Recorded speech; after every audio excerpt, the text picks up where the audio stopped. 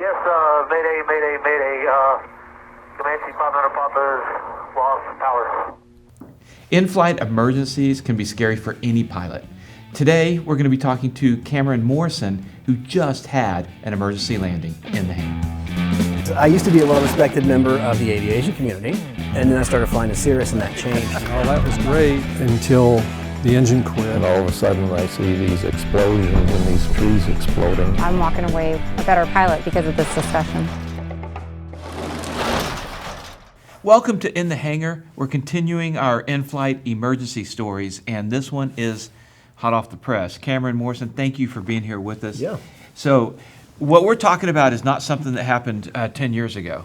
So this was last Tuesday. Tell me, before we jump into the story, tell me a little bit about who you are and what kind of pilot you are, ratings and all that. Yeah, so I have my private pilot rating, and private pilot certificate, and I'm about 90% of the way through with my instrument rating, and I've got a little over 300 hours, and I got my private pilot about a little over 2 years ago now. So I fly for work here and there, and then for fun. And Do you have a plane? Yes, yeah, I've got a Comanche 250, and then also Adam A500 that's up in Virginia right now. But anyways, this last weekend, we decided to fly, me, my wife, and I have a 1.5-year-old daughter, we decided to fly up to Gunnison, Colorado, and go skiing with some friends. So we went up to Gunnison, and wanted to come back on Sunday, but the weather was bad Sunday, Monday, and then Tuesday, the weather cleared up and everything looked good to go. So we departed out of Gunnison Tuesday morning it was right around 10 a.m. and headed back. And we that morning we spent, it was around 2 hours, hour and a half in the mountains, had oxygen on, was at 14.5 coming back, and then we landed for a fuel stop in Hell County, and stopped and got fuel, and then we took off from Hell County, and we're coming across West Texas. I was on VFR flight following, and was coming across. I was at 8,500. Once I got out of the mountains, it came down a little bit, so we're at 8,500 coming across West Texas, and my daughter and wife are in the back seat, so I'm turning around and talking to my wife and texting my friends about going to the basketball game the next night and making plans, and I'm watching them about 45 minutes from landing. And I turn around and I'm tickling my daughter in the back seat, and all of a sudden the plane jolts. And we kind of get thrown forward, and I immediately turned around, your heart sinks, and you're like, I'm looking at, what did I just screw up? Because these planes, the motors don't stop. They keep running like they're designed to quit running. So I immediately, what did I mess up? I switched tanks, backup fuel pump, carburetor heat full rich. I'm going through the whole process of making this motor come back on, and nothing. I mean, the motor was dead? Completely gone. So that jolt was the motor stopping. The prop just stopping? Was it still free No, spinning? it was still windmilling. Okay. But the RPMs went to zero. And instantly? Instantly. Okay. I mean, it was like, I thought I'd done something wrong, because it was like I reached up and turned the ignition switch off, and it just went forward. But the propeller was still windmilling. But it was weird that the RPM gauge was at zero. So I at that point I realized, okay, this isn't me. And at that point I went on to, that's mayday, mayday, mayday. I just lost engine power. Yes, mayday, mayday, mayday. Comanche 500 Papa's lost power. Comanche 500 Papa, roger. I've got Olney Airport at your 12 o'clock and 15 miles. So at that point, I'm on my 430, and I set my 430 to the nearest airport, and ATC's directing me to the nearest airport. I was 15 miles out from the nearest airport, and I'm setting my best glide speed. I keep my gear up, my flaps up, so I can glide as far as possible. Vector me for that. You got a heading port? November 59er Papa, it's at your, just turned 5 degrees right. It's at your 1 o'clock and about 15 miles. 5 degrees right, and 5 miles? 15 miles. I've got my best glide speed set, and I'm pointing towards the airport. I went 15 miles, 14. They're calling it out for me. 14 miles, 13, 12, 11. I get down to 10 miles an hour, or 10 miles out. And at that point, I'm gliding like I'm not. I went from, doing almost 200 miles an hour to like 90, 85, 90 miles an hour is my best glide speed. So at that point, I'm crawling, and I'm looking at everything, and at that point I'm 10 miles out. I'm realizing, I'm not going to make it. Like, I'm not going to make this airport, and everything before the airport was just, it was just fields. And there was a road on my left that I was watching, and as I was getting closer to the airport, the road was getting further away. Number 59er Papa, table turn 5 degrees right, showing the airport still at 1 o'clock and about 10 miles. 5 degrees right. How far out is there's a highway right here on my left side? May have to go down to one. It's 1 o'clock and 10 miles for the airport. They've got a 5,000 foot runway. I'll see if I can get runway. It's runway 17 and 35. I'm just gliding. Okay. There came a point in time where I had to make a decision. Either I'm gonna wind up short of this airport and in a field, or maybe I can make something with this road work. So at that, once I determined that there was no way I was making the airport, I told ATC. I said, "Hey, I'm going down on this road that's right to my left." Yeah, I'm going to be going onto this road here. 500 Papa. Number 59er Papa, Roger. They're asking how many souls are on board and how much fuel, and they said that they were dispatching emergency or search and rescue. And I heard them talking to other planes in the area, asking to come watch, if what happens with me. Ken 05, actually, can you do me a favor? Go ahead. Ken 05, it's your about a 170 heading in 12 miles. We got an aircraft that's in distress. You might need to land on a road. I was wondering if you can go down that way and take a look and see if you land safely. Yeah, can you give me a heading on the window? I found the road and found a spot in the road that looked good, and asked for the winds and made sure I was pointing into the winds, and I found a spot on the road, pretty much treated it like it was a runway, and I just made a downwind, a base leg, and then turned final. While gliding. Oh yeah, gliding the whole time. No. Did it surprise you how much altitude you lost whenever you had to bank? And if you're doing a pattern like that? So doing the pattern like that, yeah, whenever I turned, when I was on the downwind, I guess, of this highway, Right. I was expecting to lose a lot of altitude a lot quicker than I ever had.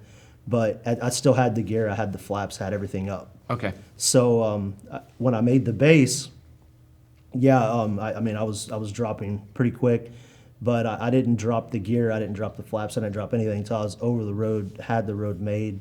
And at that point, I dropped everything and descended onto the road, flared, and it was just like landing at any airport. No wires, no telephone lines. So if I had, there was different spots to the road, and there was if I went up a little bit, there was power lines, there was trees, houses. If I went the other direction, same thing. It was windy, and like I said, I found a spot in the road that was flat, and from where I was at, it didn't look like there was any power lines. So when I started turning, I'm talking to my wife that's in the backseat crying. Oh yeah. She's crying, and I'm asking her, I'm like, hey, look at that road. Do you see any power lines in the road? Do you see anything? And she said no. And so I picked that spot, and once I got over the road, I asked her again. I said, hey, do you see anything do you see any power lines? She said, no, I don't see any power lines. A lot of things go through your head. If I had seen power lines or something like that, I probably would have put it down in the field beside it. But there was nothing. There was a car up ahead that was coming at me. So when I set it down, my wife's going, there's a car. And I'm like, there's nothing I can do. Right. I just so hopefully they get out of the way. Hopefully they see me. So we touched down, and the car got out of the way, and we got out, and F-16, F-15 came flying over, did a couple of laps over, and then a couple other airplanes came by, and everybody I wound up in McGargle, Texas. So it was miles from anything, and I think it was the mayor showed up, and they, I mean, there was 30, 40 police officers and state troopers and just everybody. The FISDO called me out of Lubbock and talked to me for a while, and everybody was just, more than anything, they were just congratulating me and just so happy that everybody was okay. Well, yeah. Yeah. Dude, you're a 2-year pilot faced with this, with your 1.5-year-old on board. Yeah. Goodness Luckily, gracious. she had no clue what was going on. So. Holy cow. So yeah, we got out of the car, and I mean there was people pulling over off the side of the road. There was some people that were on their way to Little Elm. So my wife and my daughter got in the car, and they were offering to drive us back. And I said, yeah, I got to get out of here. Y'all can take me back with you. We're all going. So I went to get in the car, and I was telling the cops after I gave all the reports and stuff, and they're like, they can go, but you can't go. And they're like, your plane, you got to get your plane. And I'm like, am I going to drive it down the road? Like, it won't run. So they wound up staying back, and they shut the highway down, and TxDOT came out, and they towed it about 3 miles down the road to a liquor store. So Of course. I took a picture of the plane in front of the liquor store, and I told a couple of friends. I had an engine out, so my first stop was the liquor store. Flew straight to the liquor store. So they towed it down the street to the liquor store, and then the next day they shut the mayor came out. I wasn't there, but they told me the mayor made a call. They shut the highway down over to Air Tractor. So they wound up towing the airplane like 13 miles down the road to Air Tractor with the highway completely shut down. So it's sitting at Air Tractor. They have Better than the liquor store. yeah.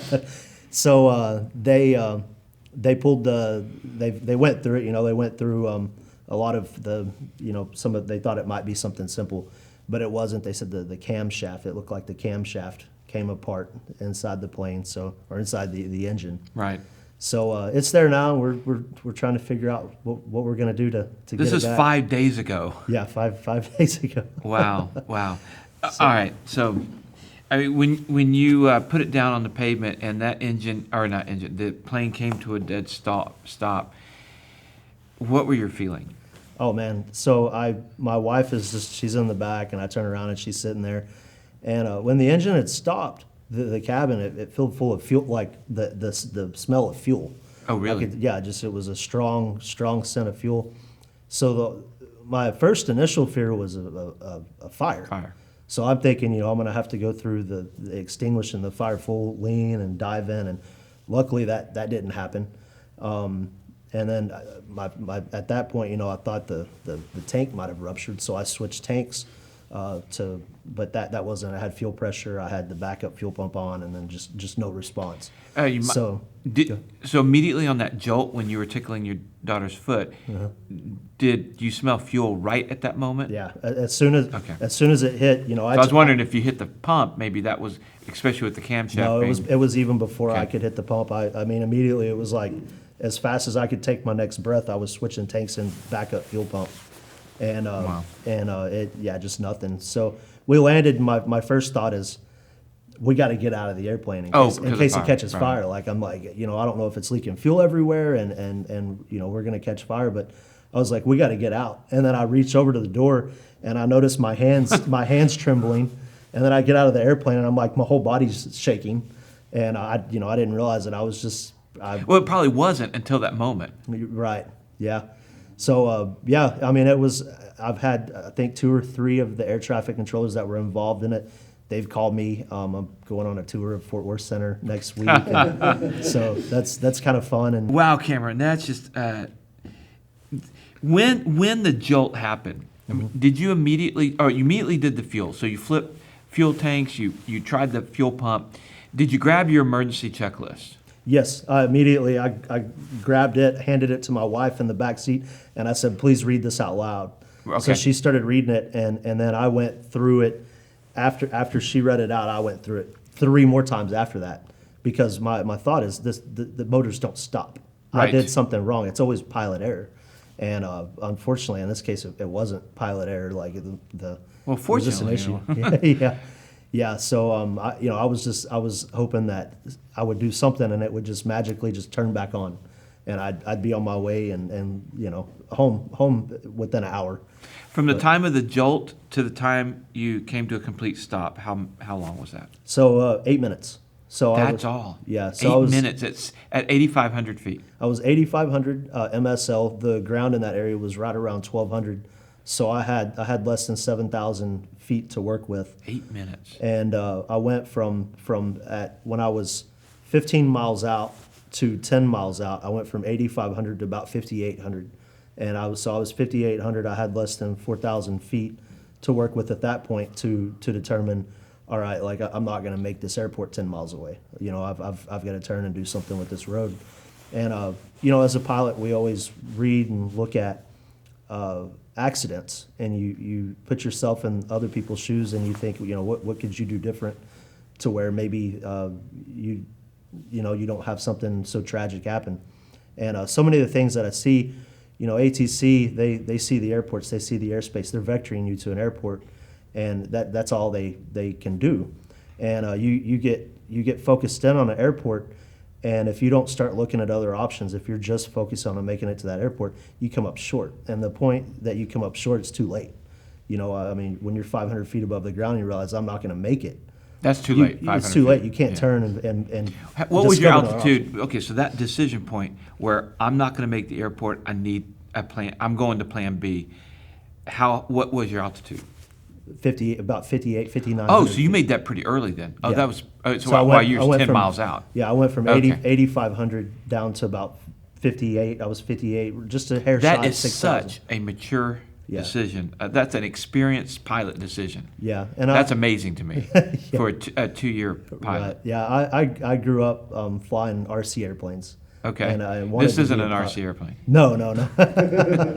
So I grew up flying RC and always wanted to be a pilot. So I'm familiar with aerodynamics and Right. the way things work. So I've just always wanted to be a pilot, and I feel like my whole life I've been in it, and I feel like it's helped me make decisions in instances like that. Just make good decisions.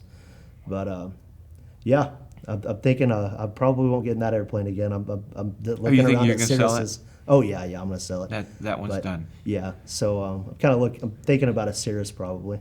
A Cirrus? Yeah, Cirrus. Really? So yeah. Before we go, let's debrief for a sec. Mm-hmm.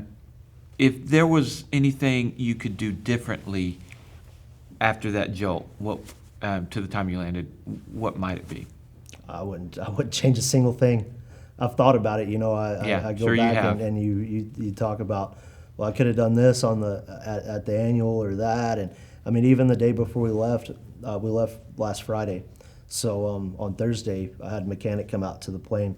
I changed the spark plugs, oil change, air filter change, new tires. I told the mechanic, I said, hey, I'm about to go across the country in this plane with my family.